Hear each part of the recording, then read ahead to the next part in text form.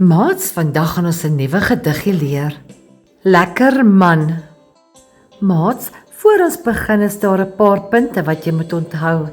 Wanneer jy 'n gediggie voordra, moet jy stadig en duidelik praat. Jy moet emosie op jou gesiggie wys, sodat almal die gediggie kan geniet. Wissel ook die tempo, met ander woorde praat soms 'n bietjie vinniger en ander kere 'n bietjie stadiger, afhangende van wat in die gedig is. En die laaste deel is geniet die gedig ten volle. So is julle gereed, kom ons begin. Lekker man. As pappa Saterdag rugby kyk, sê hy, "Ag, lekker man," terwyl hy sy biltong eet. "Ag, lekker man," braai saam met sy vriende. "Ag, lekker man," en selfs as hy stort.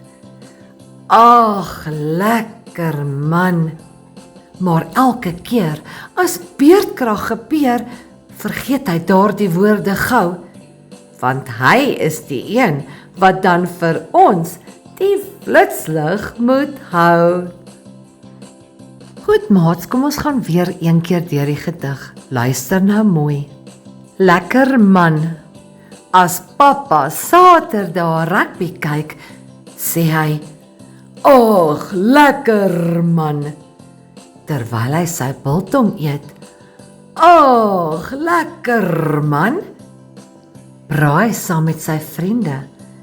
"Ag, lekker man," en selfs as hy stort. "Ag, lekker man."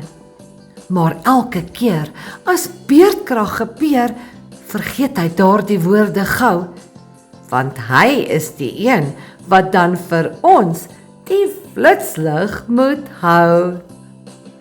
Maats, ek hoop julle het die gedig sommer baie geniet. Volgende keer gaan ons nog 'n gediggie leer. Please remember to like, share and subscribe to my channel.